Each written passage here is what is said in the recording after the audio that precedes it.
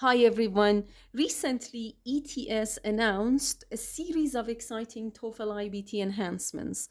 The changes will be included in all computer-based tests from 26 July 2023 onwards. In this video, I will explain these changes. The writing task 2, is the main change to the TOEFL IBT test in 2003, and I will mainly focus on this task. We will read and analyze two examples with their answers. All right, we will have a shortened TOEFL IBT test. Now the test takes less than 2 hours, to be exact 1 hour and 56 minutes to complete, because now we have streamlined instructions and navigation throughout the test. We have a shorter and more modern writing section, a shorter reading section, and all unscored test questions will be removed. And now that the test is shorter, the break time will be removed. So there will be no break during the test. Now let's talk about the 4 sections of the test in detail. First of all, the reading section. Currently, in the old test, we have 3 to 4 passages, 30 to 40 questions, and some questions are unscored questions. In the new test, we will have just 2 passages. We will have 20 questions, so each passage will have 10 questions, and we will have no unscored questions. The listening section will have 28 questions, the same as before. Currently, in the old test, we have 3 or 4 lectures, 2 or 3 conversations, and some of the questions are unscored. In the new test, we will have 3 lectures, 2 conversations, and no unscored questions. The speaking section will have 4 questions, the same as before, so we will have no change in this section, and it will take 16 minutes as before. The writing section will have 2 tasks as before, but there will be a big difference here. For task 1, we will have no change. The integrated task is as before, but for the second task, we will have writing for academic discussion question. So in the past, we have independent task. Right now, we have writing for academic discussion. So let's review some of the changes in the test. The instructions given during the test will be streamlined, and the test software will be improved. We will have a simplified registration process, increased score transparency, so test takers will see their official score release date upon completion of the test. There will be no unscored questions, and there will be no break time during the test. Let's get back to the writing task 2. Writing for an academic discussion will replace the current independent writing task. In this task, test takers will be asked to state and support an opinion on a given topic in an online class discussion. Okay, now we will read 2 questions of the task 2 of the writing section. The first question: your professor is teaching a class on economics. Write a post responding to the professor's question. In your response, you should do the following: express and support your opinion, make a contribution to the discussion in your own words. An effective response or answer will contain at least 100 words. So here is the professor's question.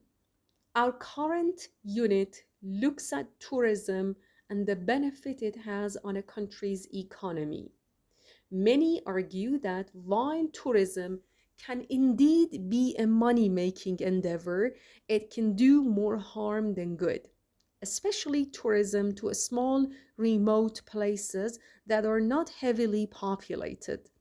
What is your opinion? Should local or national governments promote tourism to remote regions not typically visited by tourists before? Why? So you should not only answer the question, but also give reasons for your opinion. After the professor's question, we will have the opinion or the answer of two of the students to the question of the professor. You must read these two opinions, and then according to the question of the professor and the answers of two students, you should write your own answer. Your answer must contribute to the discussion. So you should add something new to the discussion, but at the same time, you should, consider the answers of the two students as well. So let's read the first answer. Tourism has always been a lucrative business. It has been a money making or a kind of business that has brought a lot of profits. Improving the economies of these rural regions, especially if those regions are poor, can only have a positive effect. People can have a better quality of life by showcasing their food and traditions to the outside world. It's a chance the people might not get without promotion from the government. The second, the students clear. I don't think governments should promote tourism to remote regions. The people are likely not asking for this kind of industry or for this kind of attention. Instead, governments should develop other means of improving a region's economic situation, like expanding agriculture or other industries. These efforts will have a stronger, more permanent impact on the region than bringing in groups of tourists. So, as you can see, the opinion of Claire and Andrew are quite opposite. After reading the ideas of two students, two opposite ideas indeed, we are going to read the answer of one of the volunteers who took this, new version of a writing test. So let's read the answer and analyze it together. Remote regions have always suffered a lot in terms of being neglected by the governments. Therefore, the economy of these places do not improve much. So this is the context sentence, and it prepares you for the first main idea of the essay. So, tourism sector can help save these neglected places. Of course, governments should try to promote tourism in regions which are far from being from big cities, but still have a lot of potentiality for improvement. So, in this sentence or in these two sentences, we obviously understand that the person believes that tourism can bring more benefits to a region. Tourism can support remote regions in different ways. So, in continuation of the essay, we have got sentences that support the main idea of the essay. First, or these are actually the reasons why the person believes this way. First and most important is boosting the economy of the region and creating more employment for local citizens and communities. Tourists require food, so this is how we support. Tourists require food, shopping, and leisure, and this leads to extra income for thousands, which contributes to the economy. Tourism increases more employment opportunities. People are always needed as tour guides. People are always needed as tour guides, operators, booking agents, hotel and restaurant staff, transportation personnel, etc. And in the next paragraph, we have got the second reason. Tourism also brings more protection for the environment of the place. Local people put more attention and care to their environment when they see their places get lots of visitors. Therefore, their damage to their national surrounding would be less. Now, the second question. Your professor is teaching a class on sociology. Write a post responding to the professor's question. In your response, you should do the following: express and support your opinion, make a contribution to the discussion in your own words. An effective response will contain at least 100 words. Now, the professor says, let's think about population trends in urban and rural areas or villages. Living in urban areas can be expensive.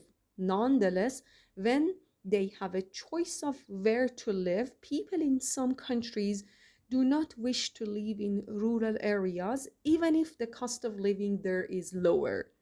If governments of some countries want to attract more people to live in rural areas or villages, what is the best strategy or approach that governments can use and why? So, we should write about the strategies or approach that the government should use to attract people in rural areas, and we should talk about the reasons why we think these strategies are effective. Let's read the answers of the two students, Claire and Kelly. First of all, Claire, I would live in a rural area if the government gave more financial help to farmers. Although it may cost very little to live in a rural area, it costs a lot to begin a career in agriculture. If I had financial help, I would start my own farm and be happy to live in a rural area. The second student, Kelly, believes quite in opposite way. In my country, urban centers are great places to live because you can access shops, restaurants, and museums. If the government of my country wanted to attract me to live in a rural area, the area would first have to attract more businesses focused on entertainment and culture than most rural areas have now. So the strategies and the reasons that these two students provide in their essay are quite different. Let's read the answer of one volunteer to the question of the professor. In order for rural places to get more population and attract more residents, governments should reinforce the infrastructure of these rural areas. Building good houses and creating good roads and bridges could be very effective. So this is one of the strategies that the government can, have. So here we have got the first strategy, the first main idea. Another big step governments can take to absorb more citizens in those areas is thinking of creating new leisure centers and adding necessary facilities such as good hospitals, schools, parks, so on and so forth. As we all might know, a lot of population is concentrated in big cities. So finding the fundamental reasons why those people prefer to live in cities is not that hard, on condition that authorities do thorough investigation and conduct good surveys. That was a good answer because the test volunteer or the test candidate has suggested three good strategies for absorbing, people or citizens in rural areas.